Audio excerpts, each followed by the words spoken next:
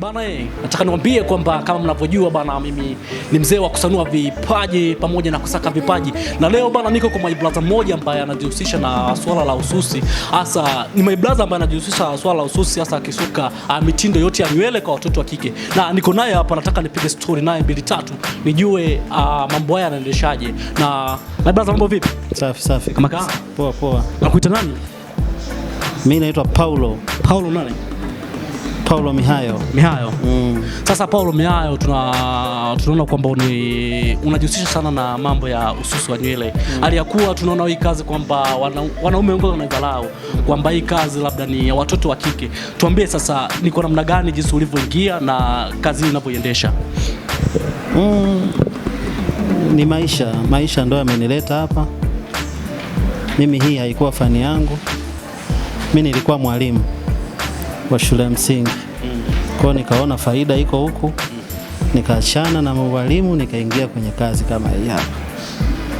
Sasa kwenye kazi yako hii ni changamoto gani ambayo unaipitia sasa kiujumla? Changamoto ni nyingi. Changamoto wa wateja, changamoto wa wafanyakazi, changamoto pia namna uendeshaji. Inategemea na namna ulivyoipokea moyoni na kusimama nao. Na wafanyakazi pia ni changamoto kwa sababu hii kazi huwezi fanya peke yako. Hii kazi unafanya na wengi. Kuna wakuosha, kuna wakulipea, kuna wakubana, kuna wakupokea wageni, wateja sasa, kuna wakuhakikisha usafi wa ofisi, kuna mwingine anahakikisha tu kila kitu kinakaa kwenye mstari. Ikiwemo kupokea watoto kama hivi, tuna watoto wadogo wanaikuja, wateja wana watoto wadogo. Sasa hivi ni comment gani ambazo unazipokea sasa mtaani, jinsi unavyokuwa unapita mtaani, jinsi wanavyochukulia? Ni comment gani unazipokea? Ni kazi nzuri. Sisi ni professionals, Starshine Dreadlocks. Tuko Mbeya Kabwe hapa, opposite hapa na gereza la watoto. Comment ni nzuri kwa sababu tumejikomiti kufanya kazi ya ubora yenye ufanisi mzuri na tuna wateja wengi. Nafikiri hizi biashara wanaozifahamu weekend zinakuwa zina wateja wengi sana.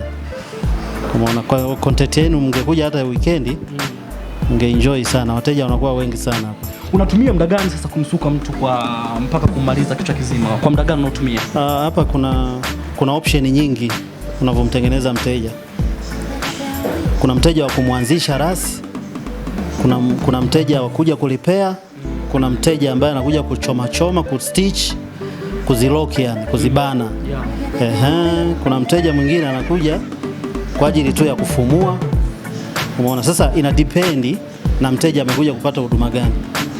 Yes. Hii sasa kazi ulianza mwaka gani? Hii kazi nilianza 2003. Mpaka sasa hivi? Mpaka sasa hivi. Vipi sasa unapoifanya hii kazi, unaona kama inalipa ama vipi? Baada kuna vijana wengi wako mtaani hawana shughuli za kufanya, lakini kazi hii wanaidharau. Unalipi sasa la kuambia? Kazi inalipa sana na vijana tunawahitaji sana. Na sisi kama Starshine Dreadlocks tunawahitaji vijana waje kujifunza, tuwape ajira, tuwaajiri wenyewe. Kama hawana hela ya kujiajiri, tutawaajiri wenyewe, maana tuna ofisi zaidi ya moja. Wewe ndo manager wa ofisi au kuna manager mwingine ambaye anakushika mkono wewe? Au wewe unaendesha shughuli hii, kazi hii kwa mikono yako mwenyewe, au kuna mtu ambaye yuko nyuma yako? Mimi mwenyewe ndo kontawa, ndo chief judge, mtaalamu, ndo fundi mwenyewe, ndo kila kitu. Ndo manager mwenyewe. Vipi sasa ukipata mtu ambaye labda anataka kushike mkono, uko tayari kubana naye? Nimeshaandaa mpaka proposal nayo. Na wahitaji sana watu wanishike mkono, natamani sana kufika mbali. Na hii kazi bila kushikwa mkono huwezi kuelewa unaelekea wapi. Kishikwa mkono ndio inakaa poa zaidi. Kwa sababu kuna vijana wengi hata hapa Mbeya wameanza miaka mingi sana, ila hawajafika hata nilipofikia mimi. Kwa sababu ya nini? Kwa sababu pia commitment, upambanaji wao unakuwa una focus kwenye vitu vingine, wanashindwa kudili na hii biashara. Hii biashara pia ni nzuri kwa sababu biashara inayomlenga mwanamke inalipa kuanzia asubuhi mpaka jioni. Ina faida. Vijana, yani natamani sana mimi nipata hata vijana 50 waje hapa. Waje tuwafundishe yani hata kama hawana kipato. Vipi, kuna malipo au mtu anaweza kana anajiuliza labda niende kujifunza, kuna malipo au ikoje? Kwa Tanzania watu ni wavivu sana kujiongeza. Ukimwambia malipo anakuambia sina hela. Kila siku hawana hela. Kwa hiyo sisi tunawachukua, tunawafundisha bure. tunawakabidhi kwa Mwenyezi Mungu. Wakitukimbia wataamua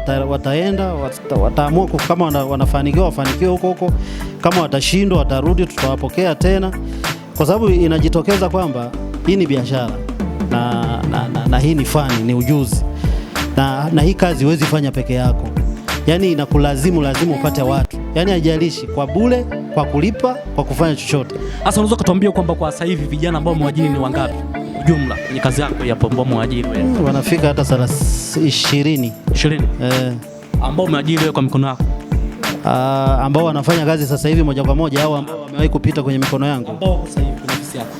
Kwa sasa wanaweza kufika hata 18 hivi. 18. Kwa sababu tuna ofisi zingine pia. Sasa unaweza kutuambia kwamba kuna changamoto ambayo ushakutana nayo? Unajua kwenye maisha kama haya lazima kuna changamoto ambayo ushakutana nayo. Ni changamoto gani kubwa ambayo ushakutana nayo uwezi kuisahau milele mpaka utakuja kuhadithia wajukuu wako? Hiyo changamoto zipo. Changamoto nafikiri niliwahi kuwa mkubwa zaidi ya hapa. Nilifilisika kwa sababu ya kusimama peke yangu bila kushikwa mkono. Sasa nikagundua kuna uhitaji sana wa kuwa na mtu ambaye ni sponsored, anakusponsor hata kama unajimiliki kila kitu, lakini panahitaji msaada. Kwa hiyo hilo ndo janga ambalo nalikumbuka mpaka na kesho, mpaka nitakufa sitasahau, kwa sababu nilifilisika. Nilikuwa na kila kitu, nilifilisika. Unajua kufilisika? Nilifilisika kwa sababu nilikuwa na changamoto mambo ya kimaisha, kwamba tunajua hizi kazi za ususi hasa kwa watoto wa kiume, kwamba kuna wadada wanakuja sometime nataka suke lakini bila kutoa hela. Unaona, unaizungumziaje sasa kiujumla? Imekaje? Ni kweli ama sio kweli? Ni kweli. Sisi tunakutana na changamoto kubwa.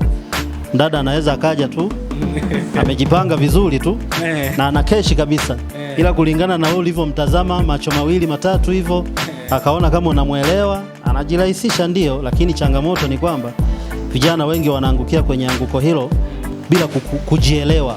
Je, wanapokuja wewe unawapokea kwamba kijirahisisha uko tayari, unaona lainika au vipi? Hapana, mimi ni mgumu kwa sababu ila wanasema kwa watoto wa kike wanaume hawezi kuwa mgumu. Ni kweli? Hapana, kwa mimi nilishakutana na hizo changamoto, kwa hiyo nilijifunza na siwezi kurudia. Kama nilivyokuambia, kuna issue sitakuja kusahau maisha yangu, nilifilisika. Kwa hiyo ikiwemo na hilo nalo lilikuwemo. Kwa hiyo la dada kuja bila kusuka bila ana hela. Lilikuwemo. Ila nayo lakini anaficha, anakuangalia na kutabasamia, anaona, anakuchekea, anakuja siku ya kwanza analipa, kuja siku ya tatu anakutumia message mambo. Unajichanganya tu mwenyewe mwisho wa siku, na vijana wengi wenye tasnia hii wako kwenye huo mtego.